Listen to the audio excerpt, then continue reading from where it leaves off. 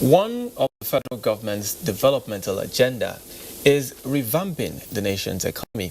And to achieve this, among other strategies, it ordered the partial closure of the country's land borders, which is still in effect.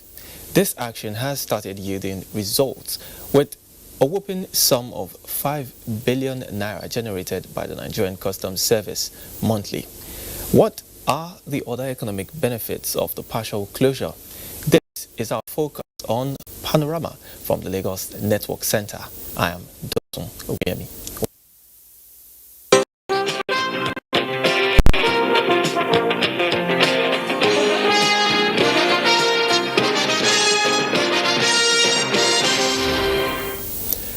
The Nigerian Economic Summit Group has been tasked to furnish the government with productive, inventive and innovative proposals towards unlocking the nation's potentials for sustainable growth and development of the economy.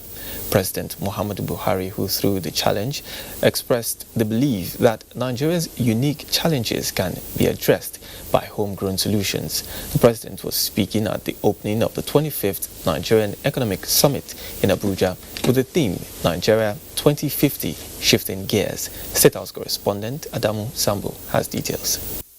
Significant proportion of Nigeria's prosperity today is concentrated in the hands of a few people. This, as President Muhammadu Buhari says, means that nearly 150 million Nigerians are in a state of expectancy and hope for better opportunity to thrive, a situation that drives the prevailing migratory and security trends. To address this, the president explains that in the last 4 years, his administration's economic policies focused on the need to not only lift the poor and the disadvantaged, but also encourage inclusivity and collective prosperity. Nigeria's unique challenges can only be solved by made in Nigeria solutions. As a government, our view is to equip our citizens with the means to seize any opportunities that may arise. This means we will continue investment in education, healthcare, infrastructure, security, and strengthen and entrench the rule of law. This summit, which coincides with the 25th anniversary of the Nigeria Economic Summit Group, focuses on what Nigeria would be in the year 2050 when the estimated population of the country will hit 400 million.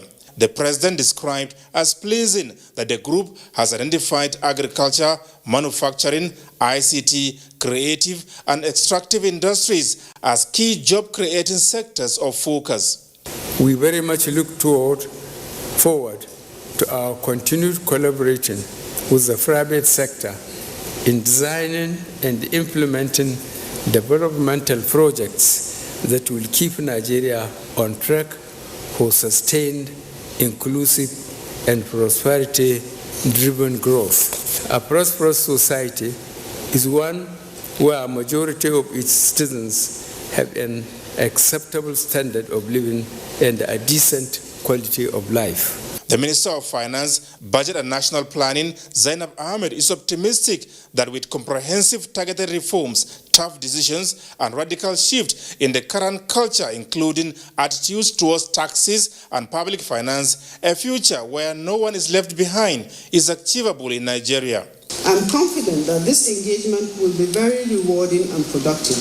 The outcomes, I believe, will set Nigeria on the path of becoming a globally competitive economy consistent with the objective of the ERGP, in which growth is not only competitive but also inclusive and sustainable, and in which we, as the giant of Africa, will lead the way in terms of innovation, industrialization, human capital in the continent and also beyond.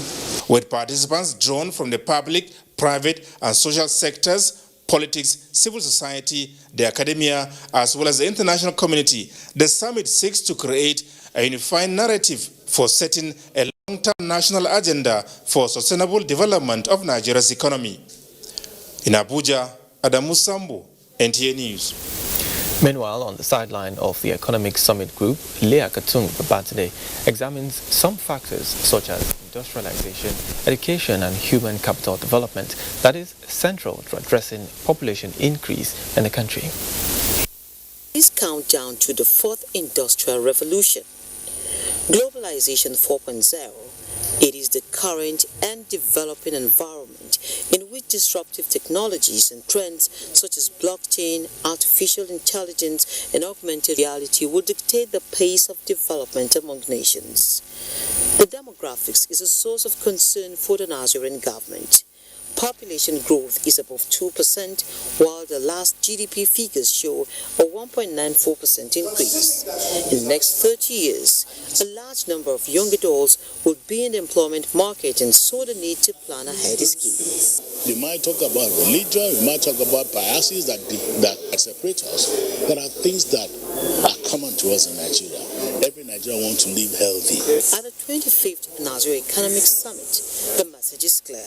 Nigeria will have to support opportunities for technological development or be left behind.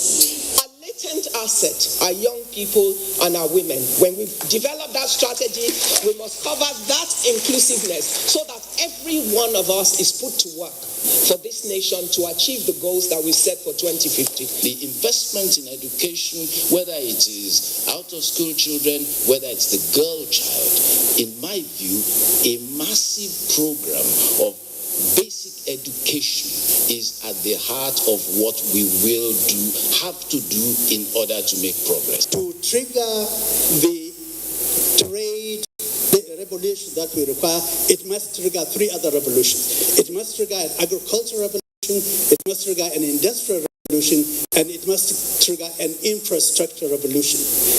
The group is seeking a private sector-led economy with government providing the ideal environment. In Abuja, Leah Katung Babatune, NTA News. And all is now set for the presentation of the 2020 Appropriation Bill to a joint session of the National Assembly by President Muhammadu Buhari today. This follows the conclusion of an extraordinary meeting of the Federal Executive Council on the nation's financial document. State House correspondent Adamu Sambo reports that the meeting presided over by President Muhammadu Buhari considered and approved the general principles of the appropriation bill. Details of their discussion were, however, not made public. Presidential spokesman Femi Adesina confirmed to journalists off camera that the Federal Executive Council examined the entire budget proposal to be presented to the National Assembly for consideration. As at the time of filing this report, it is not clear whether the different proposals by the executive and legislature regarding the actual size of the 2020 budget have been harmonized. The executive have proposed 10.07 trillion naira as the size of the budget, while the lawmakers increased the figure to 10.729 trillion naira while approving the medium-term expenditure framework and fiscal strategy paper. And as President Muhammadu Buhari presents the 2020 appropriation bill before a joint session of the National Assembly today, Senate President Ahmed Lawan and Speaker Femi Gbajabiamila are reassuring Nigerians that the era of delay of passage of budget is gone. The two presiding officers of the National Assembly stated while speaking to NTA News after a consultative engagement with President Muhammadu Buhari on the scheduled budget presentation. They say lawmakers are ready to receive the budget, but also prepared to access and pass it in good time for possible presidential assent before the end of the year.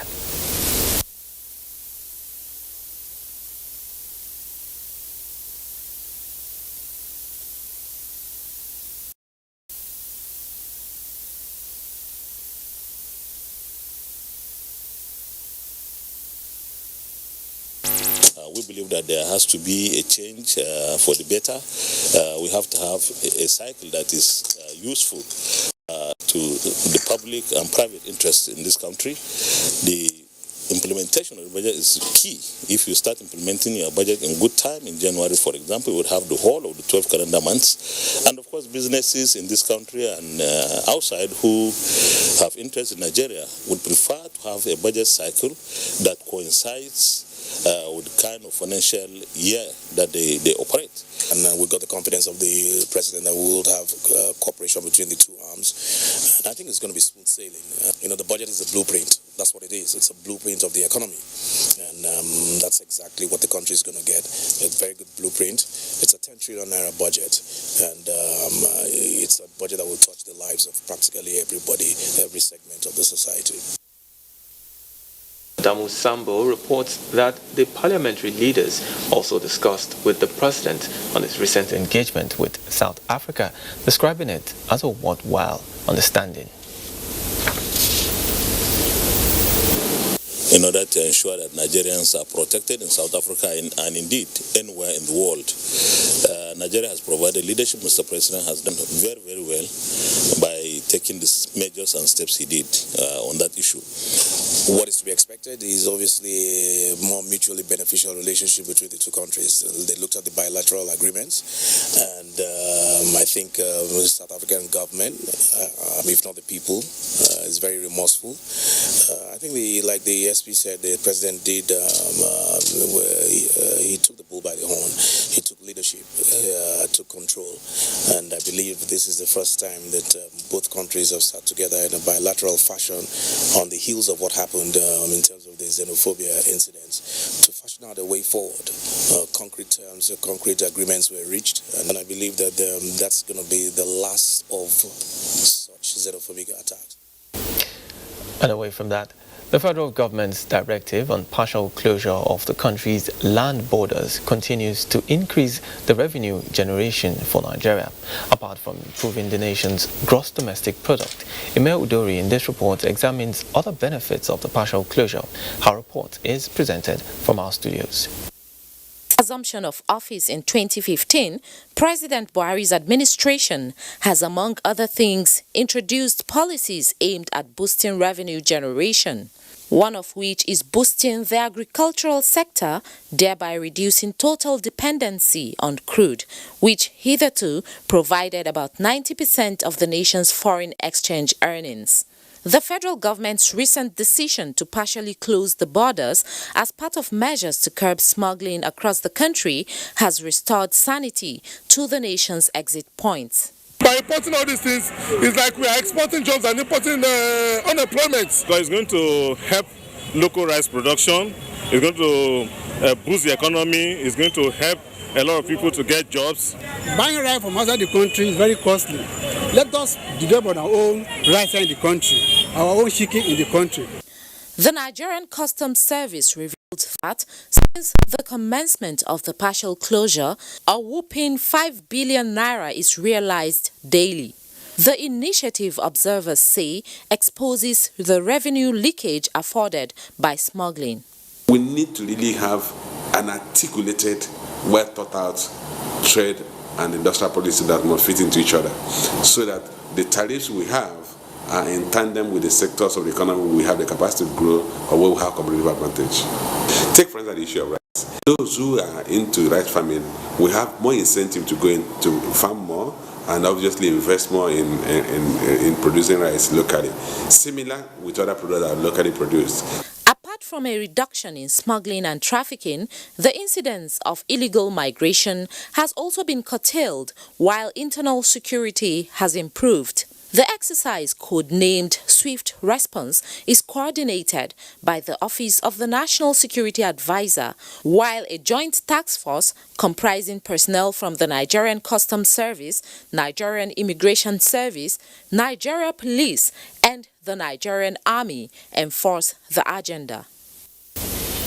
Now joining me in the studio to talk more on this is Professor Segun Ajibala. He is the immediate past president, Chartered Institute of Bankers. Professor, good afternoon. Good afternoon. Can you give us a brief of what you think this partial closure is to the economy and security of the nation? The partial closure of our land borders is to ensure that there is sanity at our entry points. We do not have a situation in Nigeria where goods that we do not even want in the country to come in. We've heard of expired commodities finding their way to Nigeria through the land borders. We've seen situations where bags of rice turned to bags of ammunition. So some of these unwholesome practices are to be curbed by that partial closure. However, there is a rider to it. In economics generally, a policy is good so long it serves the greater good of the greater number. So you measure the goodness or otherwise of a policy by the net effect on the majority of your people. So if we want to assess the partial closure of our borders, the question then arises, what has been the net impact of that closure on the generality of Nigerians? And we know that, or rather, the customs is saying that there has been some significant improvement in certain sectors of the economy with regards also to its increase in revenue generation. What is the level of our local production in terms of rice manufacturing and other sectors? Well, we keep talking about 200 million Nigerians, and suddenly for quite some time now, maybe in the last 2 decades, rice has become the #1 staple food on the table of Nigerians. So maybe on the average about 150 million Nigerians eat rice at least once a day in whatever form. Shikafi, porridge, rice, as rice, and so on. Now, if we ask ourselves, what's the local production compared with local consumption? We all know that what we produce locally today is so insignificant compared with what we consume. And it's because over the years, if over the decades, we have not taken definite steps to encourage rice production. Maybe compared with what we've been seeing the last 3-4 years now, with the coming into being of central banks' anchor borrowers program, the initiative coming from states like Lagos, like Kebbi, and so on. So that as of today, we have that significant shortfall between what we produce locally and the volume and quantity of rice we consume locally. And that is so because if we look at, if we ask ourselves, Abakaliki rice, Igbima rice in Ekiti State, or Fada rice in Ogun State, what incentive do we have on ground to mass produce in these locations and be able to churn out quantity that will significantly reduce our dependence on imported local rice? I think these are the missing gaps. All right. And can this partial closure be reformed for sustainability so that Nigerians can continue to harness the benefits of the closure? Yeah, the closure, you see, like I said, I think one policy lacks we've been struggling with since independence is that we take certain steps before we now come back to look at the implications. There's what lawyers call the unintended consequences of policy initiative. We should take practical steps to increase production. We should churn out more incentive programs. We should look at agricultural value chain generally, as far as rice, and even other staple foods are concerned, and take practical steps. Then we should see that these steps, these policies are already yielding dividends. Nigerians are already feeling the benefits in terms of increase in production of staple food, in terms of reduction in prices. Then we can now look at, if we close the border, what are the timelines that we'll be able to significantly improve on local production compared with local consumption? Then the man on the street will not feel the pain as much as he's feeling it today. A bag of rice is 22,000 naira, and the states are still struggling to move minimum wage from 18,000 to 30,000 naira. You can see the implication and the impact of that on the standard of living of an average Nigeria. Now, while this closure persists, do you see, or has there been some improvement in terms of manufacturing sector taking advantage of this to, you mentioned some of the CBN's policy, taking advantage of this to really boost their production capacity, as it were? We already have some policies in place, like I said. The central bank has the Anchor Borrowers Program. State governments are now encouraging rice production and other staple foods. We have other institutions and agencies that are also showing interest. We are now defining and redefining the agricultural value chain the way we've never done before. But the closure is just a recent occurrence, a recent event. So between then and now, we cannot say. All we can say is, with the closure, let's now sit down, assess where we are, and like I always say, stop this talk shop, assess where we are. In practical terms, what can we do to increase local production? Okay. So that if Nigerians are to make sacrifice, of course, we know that, within a space of another 1-2 years, at least we will have stabilized in terms of local production and be able to effectively control price. Well, thank you very much, Professor Segun Ajibala, for those insights. Really worth listening to. Time now for a commercial break. Panorama continues shortly. It's an evil practice abolished all over the world over 200 years ago. But today, human traffickers are selling human beings as slaves in Africa. It is your responsibility to make sure that you and the people you know do not fall into slavery. Don't believe fake promises of jobs abroad. People went to say Libya, Italy no use you when they carry me on top water. 4 days now they lock me for inside house, no food, no water. I nearly die. Now God, when me heaven and earth, now save me. If you get 1 naira for Nigeria, you get junior one, you say you no get papa, you no get mama, that make you come out. I beg go they do farm work. You better pass person when enter road. Don't accept to travel to Europe through the Sahara Desert. You may be walking into slavery. Don't be a slave. This is a public service announcement brought to you by Experts review Team Nigeria's performance at the just concluded World Athletics competition in Doha, Qatar.